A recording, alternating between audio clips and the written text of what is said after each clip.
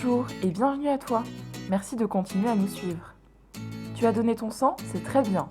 Maintenant, peut-être te poses-tu la question suivante. Mais que devient mon sang ensuite ? C'est une très bonne question. C'est ce que nous allons tenter de t'expliquer au cours des 5 prochaines minutes dans cette vidéo. Tu es prêt ? C'est parti !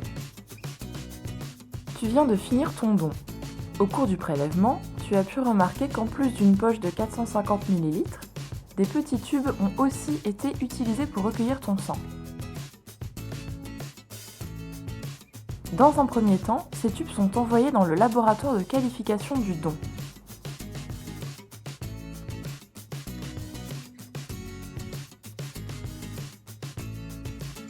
Un certain nombre de tests y sont pratiqués. Des tests virologiques, sérologiques et immunologiques. Ces tests permettent d'analyser le sang recueilli, de vérifier sa qualité et ainsi d'assurer la sécurité transfusionnelle. Les 2 tests principaux sont les suivants. La caractérisation du sang.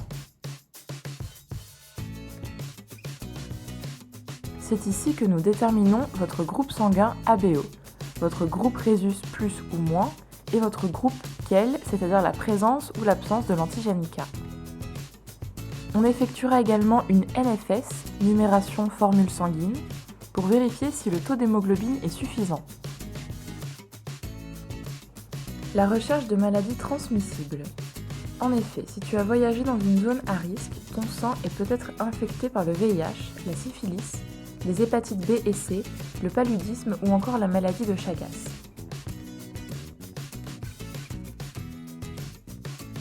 Grâce à toutes ces analyses, nous pouvons supprimer les sangs infectés et ainsi éviter toute incompatibilité entre le donneur, c'est-à-dire toi, et le futur receveur.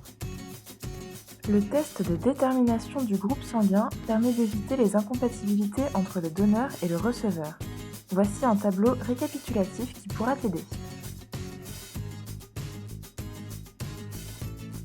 Revenons sur quelques points. Le facteur Rhesus qui est transmis génétiquement et le facteur KEL sont des protéines situées à la surface des globules rouges. La sécurité transfusionnelle, qu'est-ce que c'est ? Le délai entre le moment où tu te serais potentiellement infecté et celui où la maladie devient décelable représente un risque de contamination accru pour le receveur. En effet, pendant ce laps de temps, la quantité d'anticorps dans ton sang est insuffisante pour contrer la maladie.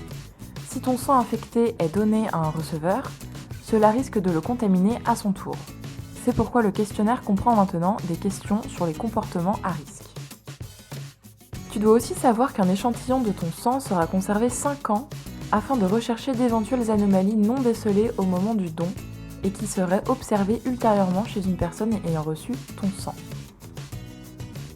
Parlons maintenant de la poche de sang de 450 ml dans laquelle ton sang a été prélevé. Ces poches sont stériles. Elles ont une contenance maximale de 480 ml et elles portent un code barre. Il en va de même pour les tubes. Cela permet la traçabilité. C'est une procédure obligatoire de surveillance.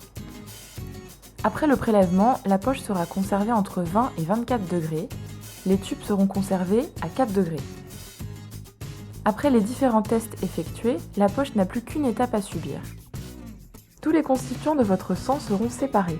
On retrouvera les globules blancs, les globules rouges, les plaquettes, le plasma et ses constituants, les albumines et facteurs de coagulation. Nous transformons le produit sanguin en un produit labile et transfusable. Les composés sanguins sont maintenant prêts à être transfusés et sont stockés sur les sites de l'EFS jusqu'à leur utilisation. Les plaquettes peuvent être conservées 5 jours, les globules rouges 42 jours et le plasma pendant 1 an car on peut le congeler. Les poches douteuses sont incinérées pour éviter tout problème. Maintenant que les composés sont prêts, ils peuvent être administrés aux patients. La distribution se fait 24 heures sur 24 et 7 jours sur 7. Les produits sanguins sont acheminés jusqu'aux hôpitaux et cliniques. Enfin, un dernier contrôle du groupe ABO est effectué pour éviter le moindre risque d'incompatibilité entre le donneur et le receveur. Selon les patients, quels sont les composés administrés ? Les globules rouges sont utilisés pour les patients ayant subi des hémorragies importantes causées par les accidents ou la chirurgie. Le plasma est utilisé pour les grands brûlés, les hémophiles et les patients avec un trouble de la coagulation ou un déficit immunitaire grave. Les plaquettes sont administrées pour des sujets atteints d'aplasie médulaire, une insuffisance de production en cellules sanguines de la part de la moelle osseuse. Voilà, nous sommes arrivés au bout. Tu as pu te rendre compte de tout le chemin que fait ton sang du prélèvement jusqu'à son utilisation pour un patient. Nous espérons que tout a été très clair. Si tu as des questions, n'hésite pas à nous les écrire en commentaire. Merci et à bientôt!